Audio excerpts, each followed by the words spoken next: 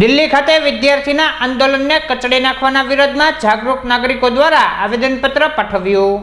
દિલ્હી ખાતે નીટની પરીક્ષાની ક્ષતિના કારણે વિદ્યાર્થીઓના ભવિષ્ય સાથે ચેડા થતા હોય જેના વિરોધમાં આંદોલન કરવામાં આવ્યું હતું। આ આંદોલનમાં વિદ્યાર્થીઓ પર લાઠીચાર્જ કરવામાં આવ્યો હોવાના વિરોધમાં ભાવનગરના જાગૃત નાગરિકો દ્વારા કલેક્ટર કચેરી ખાતે આવેદનપત્ર પાઠવવામાં આવ્યું હતું।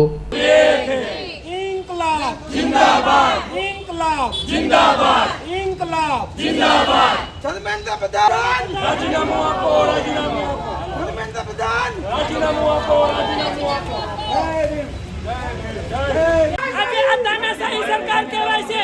આજે અમે બાળકો માટે ન્યાય માંગવા આવ્યા છીએ પણ આજે અહીંયા અમને પણ વિરોધ કરી દેવામાં આવ્યો છે। રાજકીય બાળકો પર જે અત્યાચાર થઈ રહ્યો છે એના માટે અમે કલેક્ટરને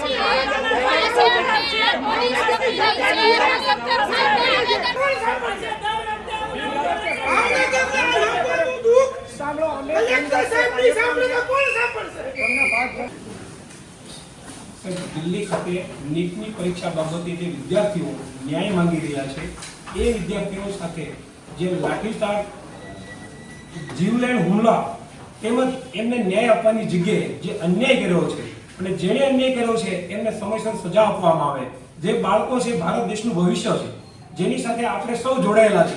કોઈ આપણા બાળકને નિર્દોષ બાળકને કોઈ લાકડી મારે તો આપણી લાગણી દુભાય છે તો આ તો દેશના બાળકો છે તો એની સામે શા માટે અન્યાય। તો આ બાબતને લઈ ભાવનગર શહેરના સંવિધાન પ્રેમીઓ જાગૃત નાગરિકો આવેદનપત્ર આપી અને ન્યાયની માંગણી કરે છે। ફરી વખત આવી ઘટના ન ઘટે એ માટે થઈ અને ન્યાયની સાથોસાથ तत्काल समयसर न्याय આપવામાં આવે એવી અમારી માંગણી છે।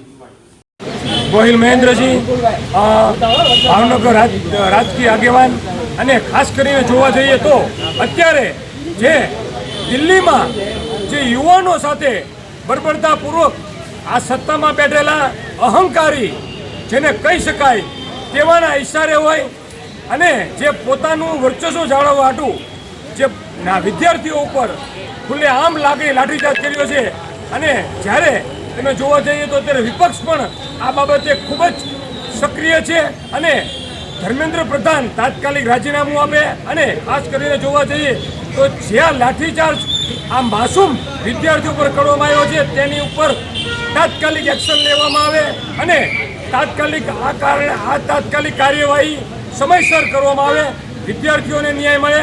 અને ખાસ કરીને મારે આપના મીડિયા માધ્યમ દ્વારા જણાવવા માંગુ છું કે ધર્મેન્દ્ર પ્રધાન તાત્કાલિક રાજીનામું આપે જેથી કરીને વિદ્યાર્થીઓને ન્યાય મળી શકે।